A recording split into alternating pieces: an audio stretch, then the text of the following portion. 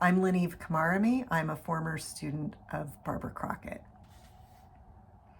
I met Barbara Crockett, or Mrs. Crockett as we called her, in 1976 when I was an 11-year-old student, new to ballet. I have to say that the first time I met Barbara, I found her to be quite intimidating. She led a pretty demanding, I wouldn't say strict, but because she was never mean, but she was a demanding teacher who expected excellence and good behavior from her students. I remember taking class from her at her studio at 39th and H in Sacramento. Always very prim and with a very severe tight bun on her head.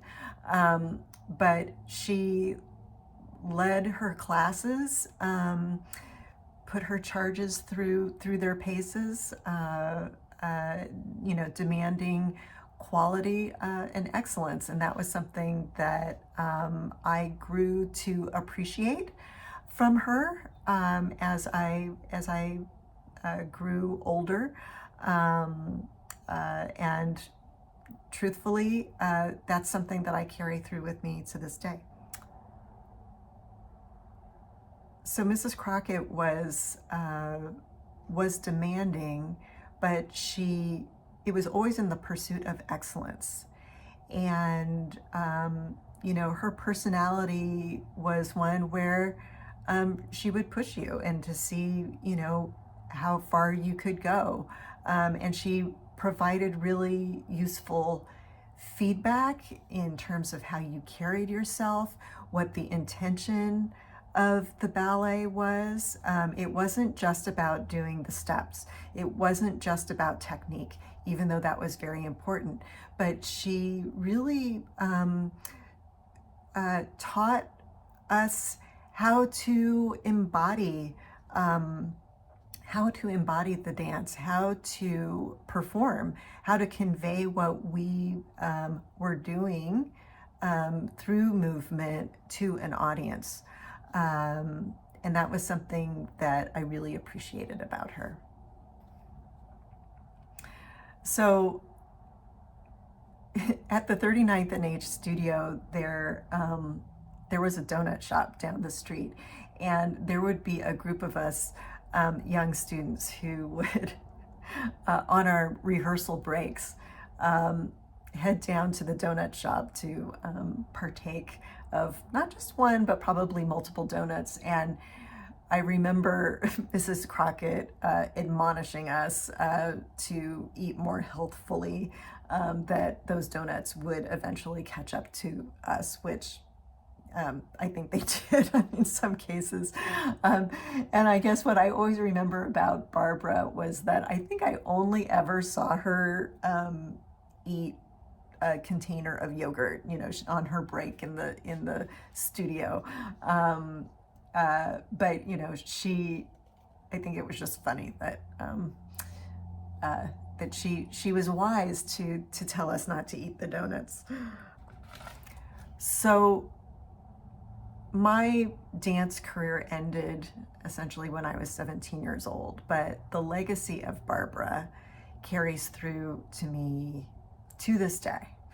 The value of excellence, of beauty, of rigor, of teamwork, of collaboration, all of those things came through, those values that I cherish today came through my dance training with Barbara. And there probably hasn't been anybody more influential in my life and making me the person that I am today, more than my parents, is Barbara.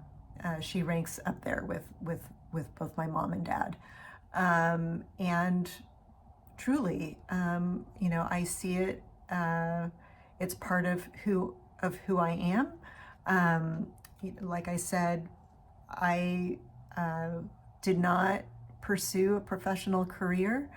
But it was because of Barbara instilling that love of dance and really love of the arts that made me want to pursue a career in the arts. It eventually led to me finding my way into fundraising. For 25 years, I worked at Berkeley Repertory Theater. And just recently, I ended up at San Francisco Ballet, and so it really feels like a full circle moment. In fact, I started taking ballet class again now that I'm at San Francisco Ballet, taking some of the adult classes, and I haven't worn a pair of ballet slippers in many, many years.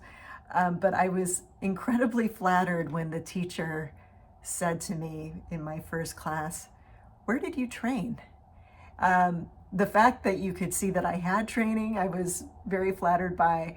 And when I told her I had danced at Sacramento Ballet, the teacher just went on about, oh, what an incredible teacher Barbara Crockett was.